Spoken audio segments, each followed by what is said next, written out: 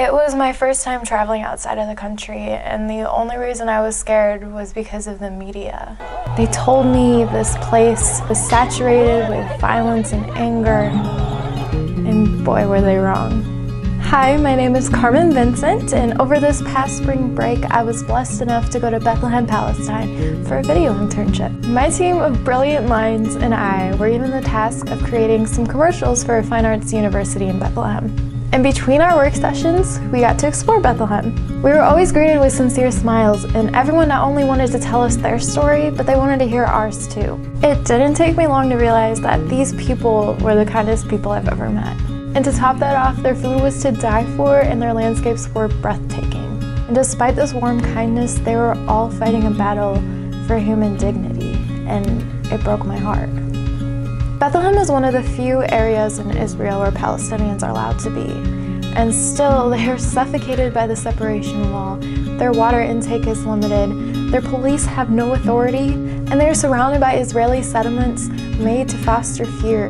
I met a girl in a refugee camp who had to worry about her whole community being tear gassed every day she walked to school. It often happened at that camp 3 times a week, and yet she was the sweetest little girl I've ever met.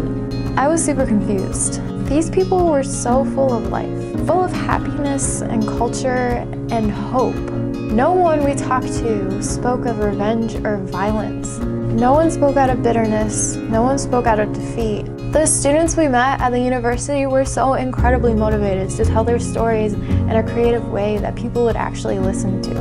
Listening. I feel like that's something we owe to these people.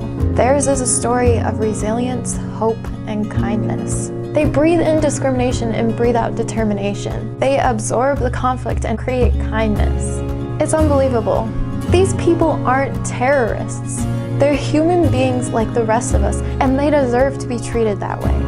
And I know there are Israelis who want peace too, but their government just isn't making any effort whatsoever to pursue that. No matter where we live, we can all relate to that. This problem is way more complicated than a 3-minute video. So I encourage all of you to do research on the Israeli-Palestinian conflict and use your voice loudly to inspire peaceful change. Because of this travel experience, I've learned that the human spirit is the strongest element in existence.